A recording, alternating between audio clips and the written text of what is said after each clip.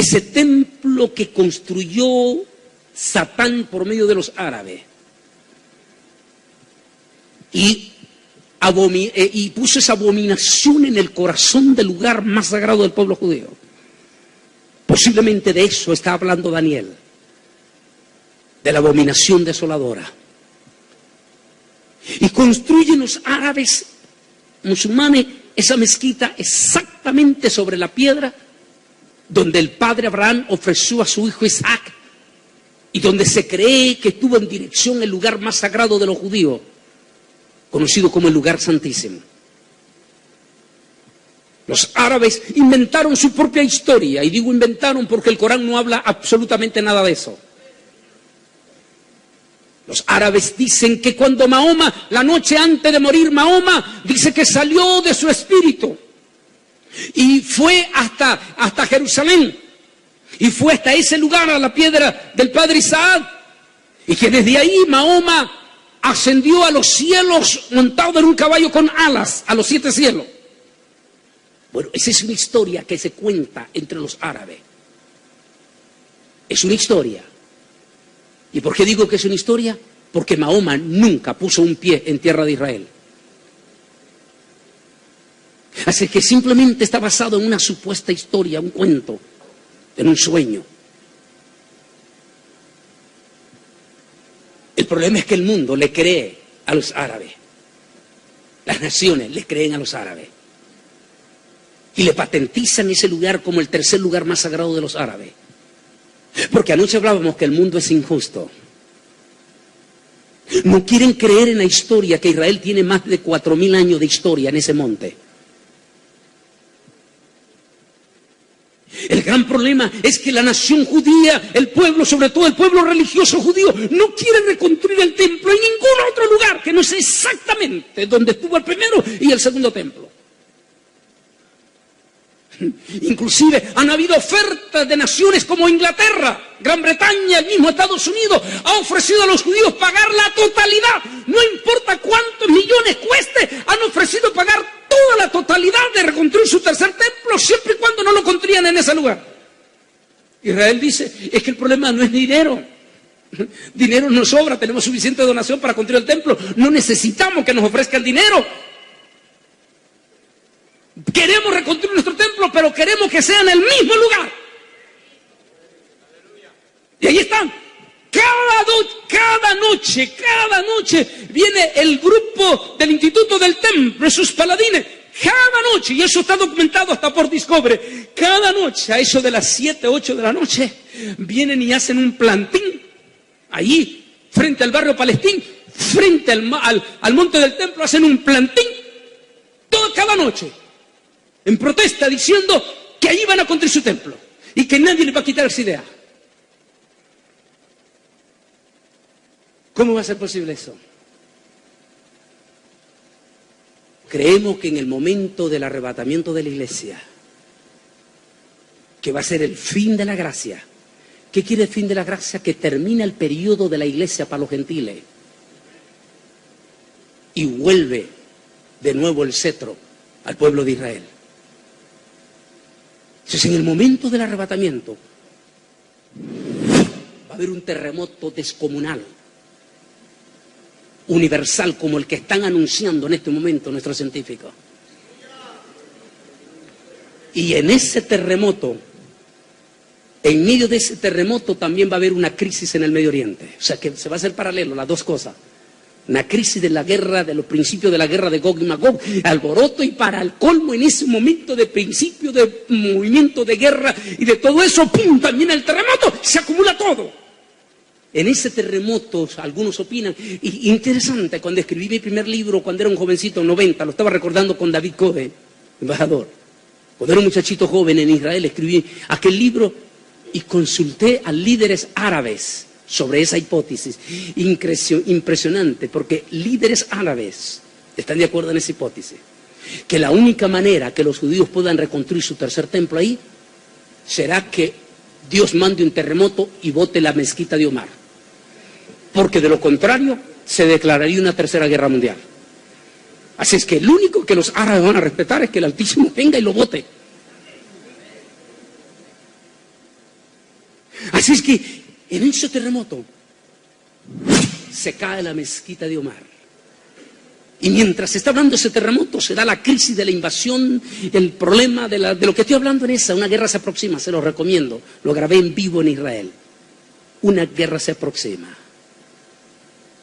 En ese momento surge un hombre en medio de una crisis, lo que estoy tocando en esto, una guerra se aproxima, y el tema del pacto, en ese momento, cuando estoy hablando de ese tema, una guerra se aproxima. En ese instante, cuando el mundo está aterrorizado, cuando la tercera guerra mundial es eminente, cuando los poderosísimos misiles nucleares de los rusos se preparan para entrar al ataque, cuando los poderosísimos misiles nucleares de la China se preparan para entrar en el ataque, cuando la Unión Europea emplaza sus misiles también para responder a cualquier ataque nuclear, cuando los Estados Unidos de América se hace del lado de Israel y dice que cualquier ataque contra Israel también va a contar con respuesta de los Estados Unidos, todo parece indicar que la tercera guerra mundial es inminente. El mundo en ese momento va a temblar, va a tener terror y espanto en todo el mundo. Pero todo es parte de un plan del nuevo orden. Crear una crisis de grandes dimensiones, poner el terrible miedo en el pueblo, lo dije anoche, el miedo y la superstición. Y en ese miedo, el pueblo, el mundo entero clamará a un líder que se levante y salve al mundo de una catacumbe. Y ahí es cuando surge un líder, que no es un líder cualquiera. Así es que ese líder posiblemente que se levante, no solamente detendrá la guerra, lo que para el mundo será un milagro político, un líder que ni los presidentes de Estados Unidos lo pudieron lograr. Este líder salva al mundo de una eminente catacumbe, logra un alto al fuego eminente entre árabes, israelíes, musulmanes, rusos, chinos, logra un alto al fuego y hace que árabes, judíos y árabes firmen un pacto por 7 años.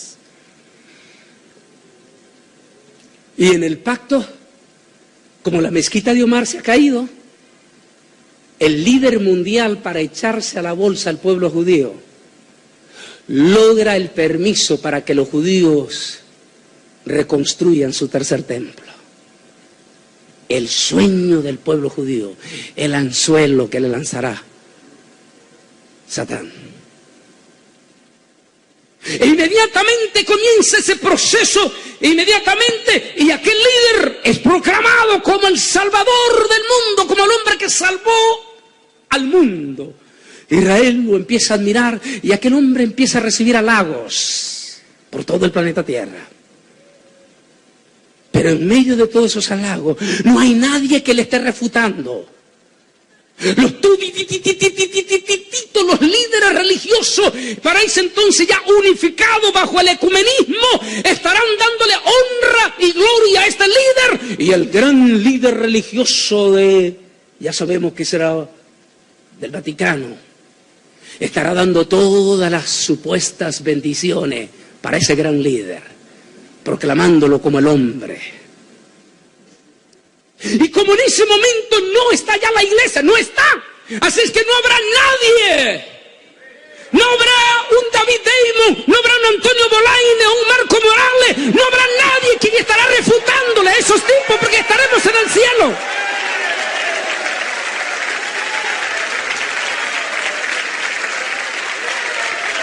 Los grandes apóstoles de la prosperidad estarán alabándole, estarán junto con él. Y estarán proclamando, ahora sí hemos conquistado los reinos, ahora sí esto es nuestro, ahora sí seremos los próximos presidentes, los próximos esto, y estarán proclamando el reino el Kingdom Now, el famoso reino del anticristo. ¿Y por qué digo el anticristo? Porque ¿cómo podemos nosotros, la iglesia, instalar el reino ahora si el reino ha venido?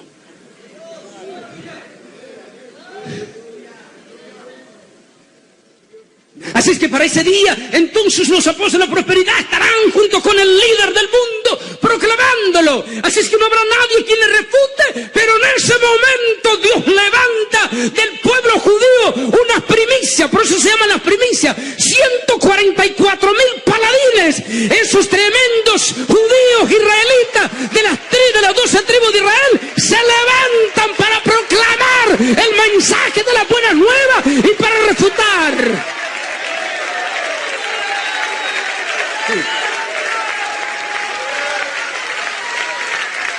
Ahí es cuando vuelve el centro, el pueblo de Israel.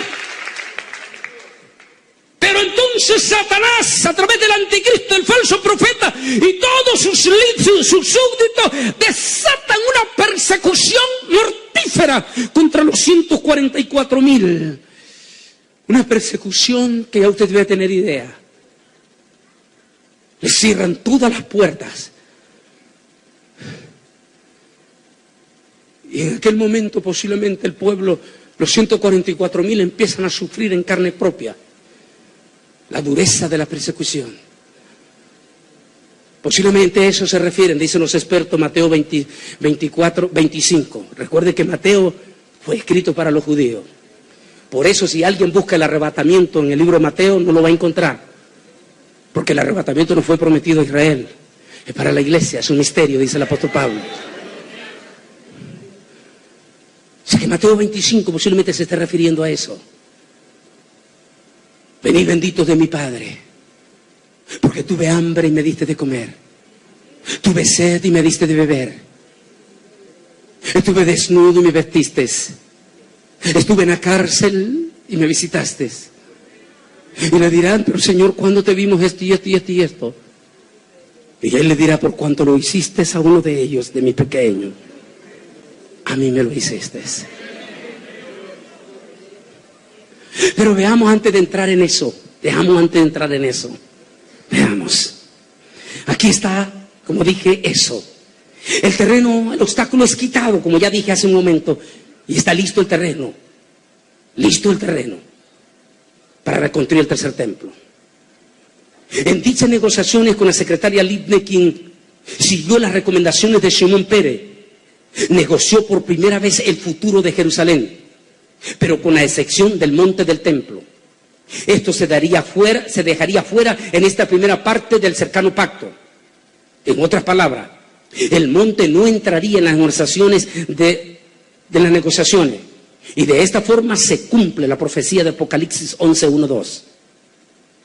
Esa negociación mantiene viva la esperanza de los judíos ortodoxos de reconstruir su tercer templo. Miremos el mapa propuesto en la famosa hoja de ruta de la paz. Aquí está. Este es el mapa. El famoso mapa de la ruta de la paz. Ya fue propuesto y aquí está. Este es exactamente como se mostró en Maryland. Toda esta parte que está aquí señalada, toda esta parte, es el templo y el patio, donde está la mezquita de Omar. Esa parte no entrará en la negociación. El resto será entregado. Estos dos testigos son los dos olivos y los dos candeleros que están de pie delante de Dios, el Dios de la tierra. Qué lindo esa parte, me gusta mucho. Son los dos olivos.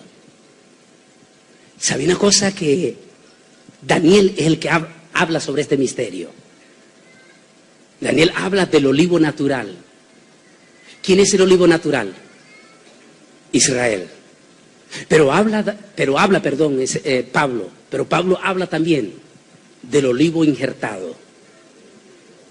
¿Quién es el olivo injertado? La iglesia. Ahora Juan declara el misterio de Pablo.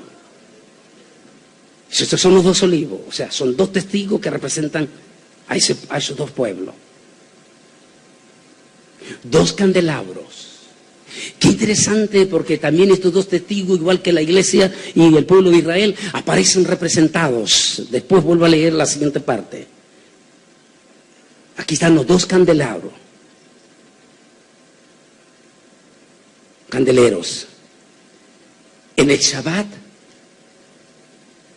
el día que comienza el Shabbat, el día viernes en la tarde, en la cena de la familia, en la casa, en el Shabbat, siempre se acostumbra a encender dos velas. Estos son los dos olivos,